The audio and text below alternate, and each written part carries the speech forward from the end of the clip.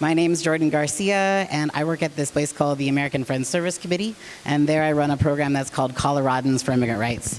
And if you can believe it or not, I've been there for 11 years.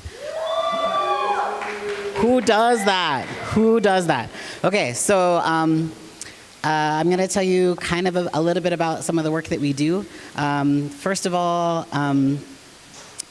we do a lot of legislative work, so we fought for tuition equity for folks so that they could go to, right? So can we just have a shout out for tuition equity? Yes, thank you. So that you don't have papers if you don't have papers to go to school. We also did a lot of work around driver's licenses for undocumented folks, which is also pretty exciting. I should tell you, because I don't want to get your hopes up, is that the driver's licenses are being attacked in the Colorado legislature this year. So we're actually going to need your help to fight to protect driver's licenses for undocumented folks.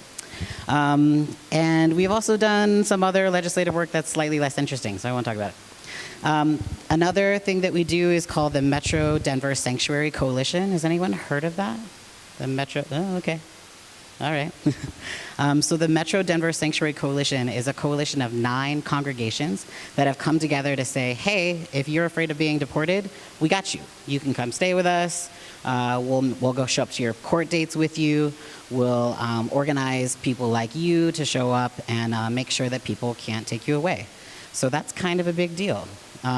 So it's called the Metro Denver Sanctuary Coalition. Not every congregation has a church that you can stay in, but every congregation has committed to walking with somebody who needs help through a deportation process. So that's pretty amazing. Another thing that we do is we coordinate what's called the Not One More table, and that means not one more deportation.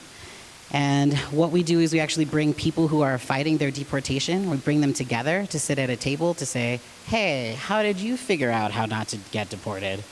And people exchange stories, they help each other set up GoFundMe sites, they give each other recommendations on how to talk to their lawyers about things. That's really an incredible and empowering situation for people to be able to help each other out. So one other thing that we do, well, we do a lot of other things, but one thing that we're doing right now is we're making Valentines for people who are in the detention center. So is anybody, who here knows that there's a detention center in Aurora? Okay, good, that's better. All right, okay, well, it's not good. But the detention center in Aurora holds about 1,500 people. For the last 6 years, it's only had about 400 people in it.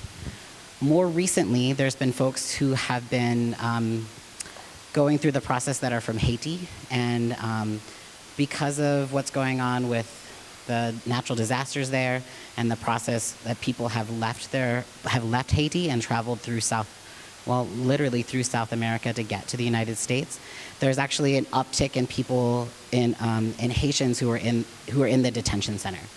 So we're hoping that detention center will not be full, but we're still going to make Valentine's enough for everyone there to have one. So we're going to make 1,500 Valentines, and thanks to those of you who were helping out earlier making Valentines, you left, you escaped. So please go ahead and come back and make a couple. Bobbert's back there right now. He's waving at you. He's really nice. He's got a really great beard. And we will help you make a Valentine. We like to think of it as sort of a meditation to really kind of, it's kind of awkward to get in there with some glue and some scissors, but we think you'll enjoy it. And it's a way for you to make something special for someone you may never meet, but for someone who is separated from the people that they love. Okay, that's a little bit about us. Again, my name is Jordan. If you want me to write my email address down for you, I will. Oh, one last thing that we do. In addition to sanctuary in faith communities, we also help out K through 12 schools and universities and healthcare centers who are interested in making their institution a sanctuary institution. So if you want tips on how to do that, or you're freaked out about what your administration will say because you're a teacher and it's like, oh my God, then hit me up. Cool, thanks.